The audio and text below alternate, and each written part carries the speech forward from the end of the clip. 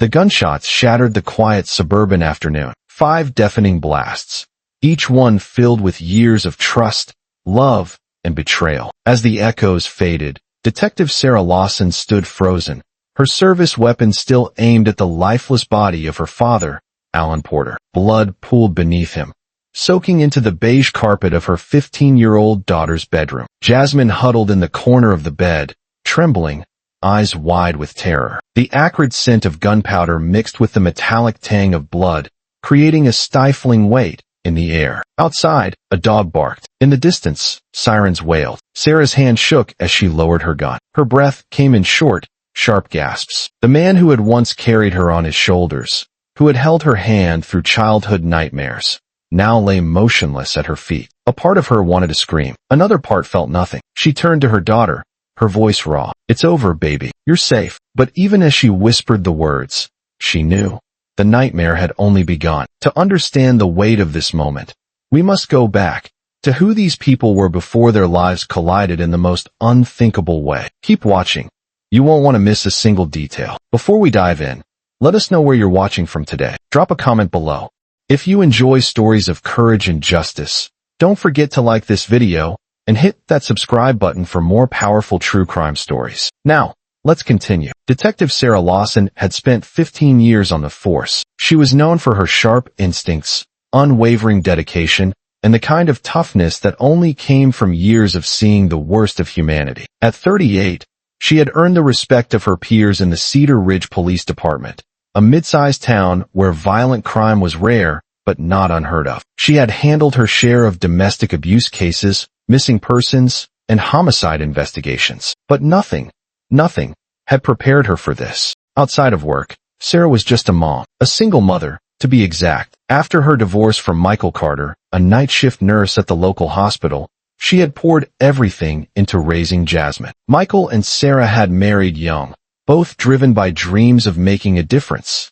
Him in medicine, her in law enforcement. But the long hours, the missed birthdays, the exhaustion of their careers had driven them apart. 5 years ago, they had separated. Yet, despite everything, they remained united in one thing: Jasmine. Jasmine was 15, smart, kind-hearted, and artistic. She had inherited her father's quiet nature and her mother's fierce independence. She loved painting, sketching scenes of their neighborhood, and getting lost in music. But lately, Sarah had noticed changes. Jasmine had been quieter, withdrawn. Sarah had chalked it up to normal teenage struggles. After all, growing up with a cop for a mom and a father who was constantly working nights wasn't easy. But the truth was far worse than Sarah could have imagined. Alan Porter had always been the fun grandpa, the one who brought ice cream, told silly jokes, and took Jasmine out for drives. At 68, he was still active, healthy, and full of charm. A retired firefighter, Alan was a local hero. He had spent 30 years running into burning buildings, saving lives, and earning the trust of an entire town. Sarah had idolized him. Growing up without her mother, Alan had been her rock. He taught her how to ride a bike, how to stand up for herself, and later, how to be a cop. So when Michael's schedule became overwhelming, Sarah had invited Alan to stay with them for a few weeks, to help out, to keep an eye on Jasmine. She had never questioned whether Jasmine was safe with him, because why would she?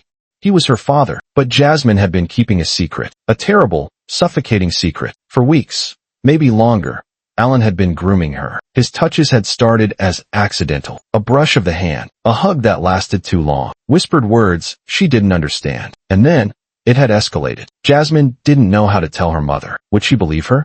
Would she think she was lying? And what if he hurt her mom, too? So she kept quiet, until the day Sarah walked through that front door and saw it with her own eyes. The sirens grew louder. Sarah barely had time to pull Jasmine into her arms before the first officers stormed in, guns drawn. "Drop the weapon. Hands where we can see them." Sarah obeyed, her breath coming in ragged gasps. Her partner, Detective Ryan Carter, pushed through the chaos, his eyes wide with shock. "Sarah?"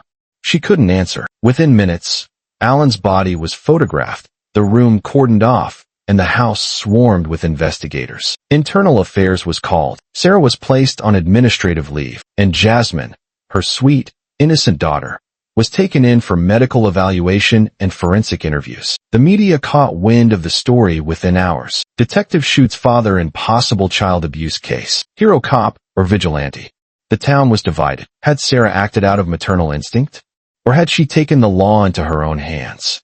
The courtroom was packed. For months, the legal battle raged. Prosecutors debated whether Sarah had acted in self-defense or committed murder. She was charged with voluntary manslaughter, a lesser charge, but one that could still land her in prison for up to 15 years. Jasmine testified. She described everything. The touches, the whispers, the fear. The jury wept. Sarah sat through it all, her hands clenched into fists, her heart breaking with every word. Then, she took the stand. She told them the truth. How she had walked in on her father violating her daughter. How she had seen red. How she had fired 5 times because nothing was going to stop her from protecting Jasmine. The prosecution tried to paint her as an officer who had lost control, but the jury saw her for what she was.